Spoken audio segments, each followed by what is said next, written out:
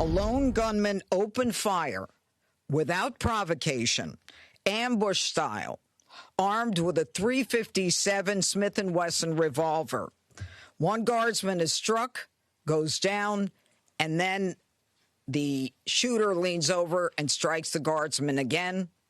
Another guardsman is struck several times. Fellow guardsmen who were there responded immediately, engaging the suspect, neutralizing the threat, and subduing him at the scene. He was transported to a local hospital where he remains, as we speak, under heavy guard. That was U.S. Attorney for Washington, D.C., Jeanine Pirro, just moments ago on yesterday's shooting that left two National Guardsmen in critical condition. Let's bring in now Congressman Buddy Carter, Republican of Georgia. Sir, thank you for joining us on Thanksgiving, a very challenging, horrific Thanksgiving for two families of these young soldiers who were doing their duty in protecting our capital, protecting our nation, when, as the mayor there in D.C. put it, someone drove across the country to come to D.C. to attack America. I just want to get your early thoughts here, as we've just heard from the U.S. Attorney, Jeanine Pirro, as well as the FBI Director, Kash Patel. A lot of new information coming out, but a very sad morning for these two families. Your thoughts?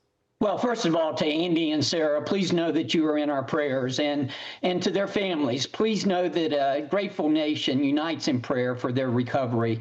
Look, this is something that happens whenever you have the left-wing politicians making comments like they are making. I mean, when you have someone like Elisa Slotkin, who is encouraging the military to disobey the commander-in-chief. When you have someone like John Ossoff, who is saying that having the troops in Washington, D.C. is an embarrassment. When you have someone like Abigail Spanberger, who is saying, let your rage fuel you. These are the type of things that lead to this kind of action. And we need to make sure, you know, many of us are blessed with children and grandchildren, and we teach them words matter. What you say matters. And our left-wing politicians need to understand that. This is a result of all of that, as well as them wanting to defund the police, wanting to attack our law enforcement. All of that needs to stop, and it needs to stop now. Well, right now, the FBI Director, Kash Patel, talked a lot about what they're doing to delve into this suspect's background, to delve into everything regarding this individual and his contacts all along the way, including his time spent helping the U.S. military in Afghanistan. We're just getting some new information from our Pentagon correspondent that the alleged shooter, Ramla Lakhanwal, had at one point worked for the CIA in Afghanistan out of Kandahar base. That from Jennifer Griffin.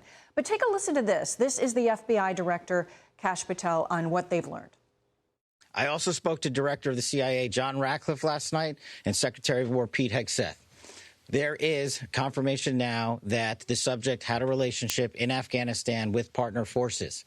We are fully investigating that aspect of his background as well, to include any known associates that are either overseas or here in the United States of America. That is what a broad-based international terrorism investigation looks like. Congressman, your thoughts on this investigation now? Well, this is a result of the disastrous withdrawal from Afghanistan. And certainly I have all the confidence in the world in John Ratcliffe, who I had the honor of serving with in Congress. And I know that they're going to do their job. But look, I've called on the DHS and ICE to send extra resources to Atlanta. We found out that there are 500,000 illegal immigrants in the state of Georgia, the sixth most in any state in the country. We need to make sure that we're on the offensive here, that we don't wait until something happens and then say, oh, yeah, y'all go ahead and send somebody in. No, we need to vet this now. And I agree with what they're doing, and I applaud them. President Trump understands that people who have been led into this country, they were not properly vetted, and we need to make sure they're done that way. Congressman, thank you very much, and thank you for your time on this Thanksgiving morning. We greatly appreciate it. Mike? Thank you. Happy Thanksgiving.